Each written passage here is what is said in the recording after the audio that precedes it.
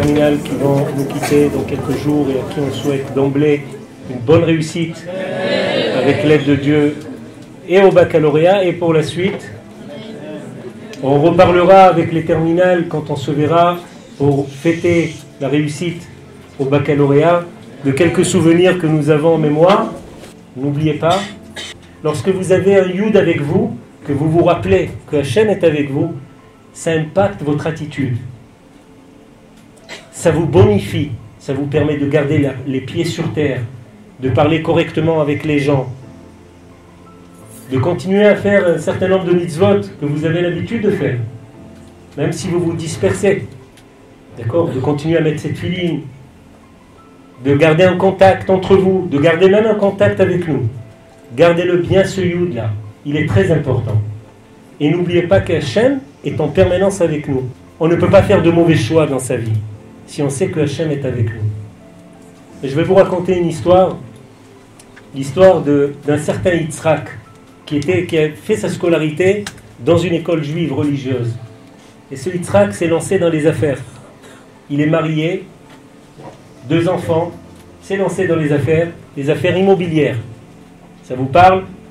Et voilà que ce Yitzhak, un jour, reçoit un double appel téléphonique. Premier appel téléphonique, un agent immobilier qui l'appelle et qui lui dit « Yitzhak, j'ai une excellente affaire pour toi. 17e étage d'une tour qui vient d'être construite à Tel Aviv pour 3 millions de dollars. Je te garantis qu'en 1 an, tu feras une belle plus-value sur cet étage. » Deuxième appel téléphonique, un agent immobilier qui l'appelle pour lui proposer une affaire en Roumanie où on construit à tour de bras et qui lui dit « Écoute, il y a un terrain constructible pour 3 millions de dollars, tu pourras faire une plus-value exceptionnelle. Je prévois un gain de 300 millions de dollars. Mais il faut faire vite. Je vais y réfléchir. » Yitzhak a oublié le Yud, il a tout oublié. Il a dans sa tête des dollars et des euros. Et finalement, il décide de s'engager dans l'affaire roumaine. Et il investit ces 3 millions de dollars. Ce sont ses économies réelles, effectives, dans sa banque. Et malheureusement, en Roumanie, ce sont des pays émergents, des pays de l'Est. Il y a un retard administratif, des autorisations qui ne sont pas données par l'administration roumaine.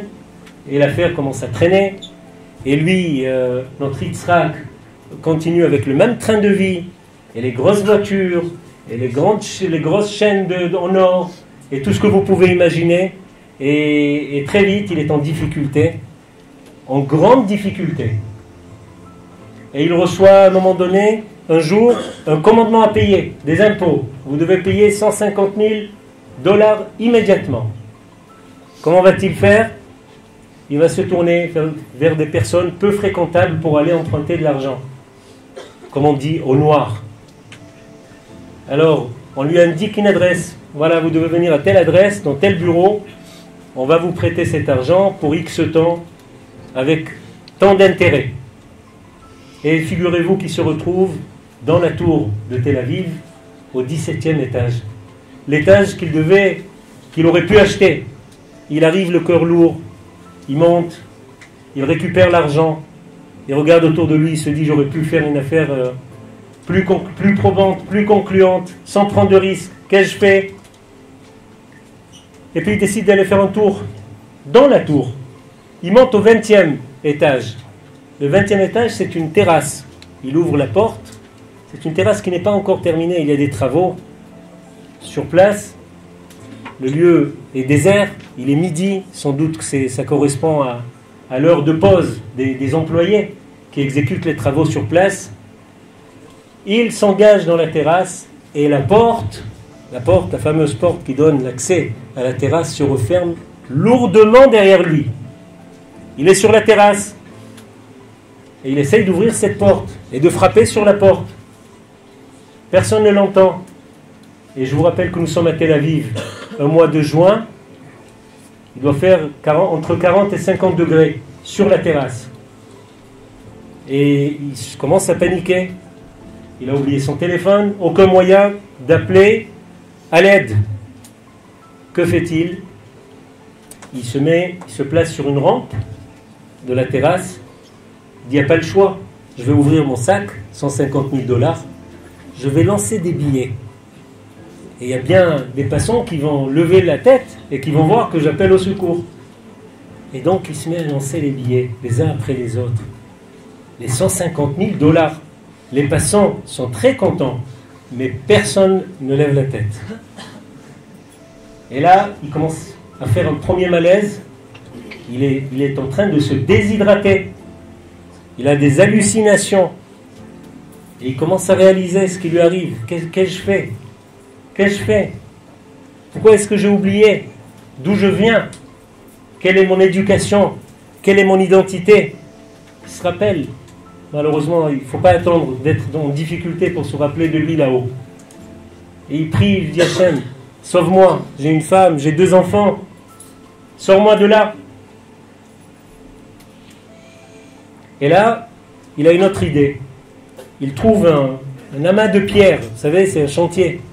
Il prend des pierres, il se remet à la rampe et il lance des pierres sur les passants.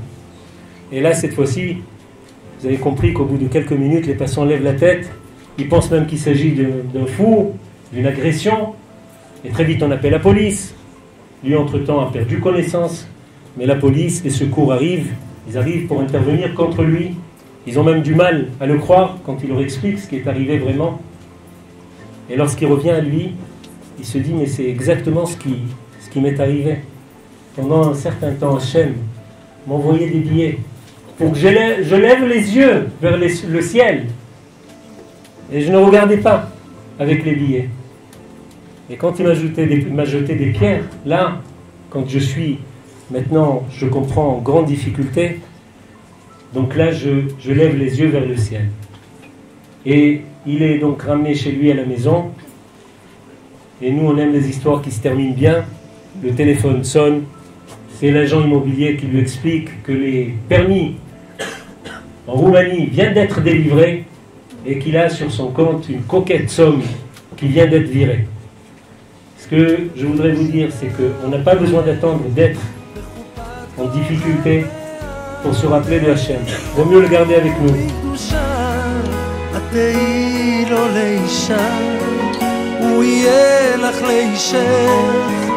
ולזר שעל ראשך הוא יגן לך וישמור ממשבר סופה וקור בלילות של אהבה הוא יהיה חלקת שלווה